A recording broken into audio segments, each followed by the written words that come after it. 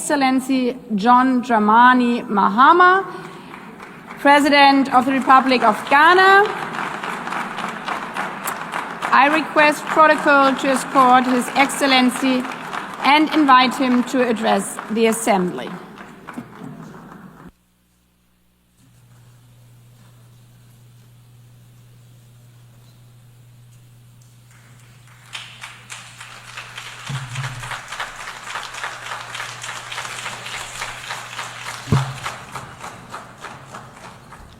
Thank you, Madam President, Mr. Secretary General, Excellencies, ladies and gentlemen.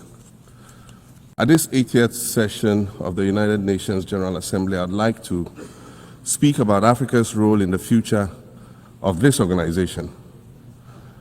However, it's impossible to do that without first considering the collective role that Africa played in its founding, which was small and relatively insignificant. Of the 51 member states involved in the founding of the United Nations in 1945, only 4 were African: Egypt, Ethiopia, Liberia, and South Africa. It is important to point out that the United Nations came into being in the aftermath of World War II because of the inability of its predecessor, the League of Nations, to avert a large-scale global conflict, which had been its guiding purpose when it was founded in 1920 at the end of the First World War. Out of the 42 founding member states of the League of Nations, only 3 were African: Liberia, the Union of South Africa, and Ethiopia. Egypt was to join later in 1937. Africa's overall participation in the organization's founding was minimal and relatively unimportant. That's because before all the other talks and meetings, representatives from a group of 14 nations gathered in Berlin for a series of discussions that began in 1884 and which led to the partitioning and formal colonization of the African continent, which is also called the Scramble for Africa. It has famously been written that past is prologue.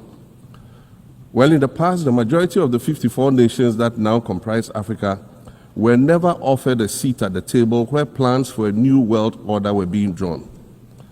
But, Madam President, as fate would have it, the tables are turning, and Africa's role in the authorship of whatever is yet to come for this world is going to be huge, and it will be consequential.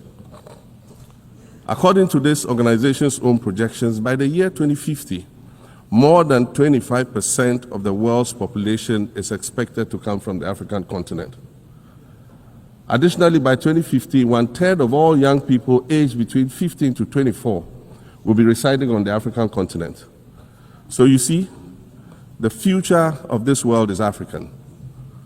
Allow me to say this once again a little louder for those of you in the back. The future is African.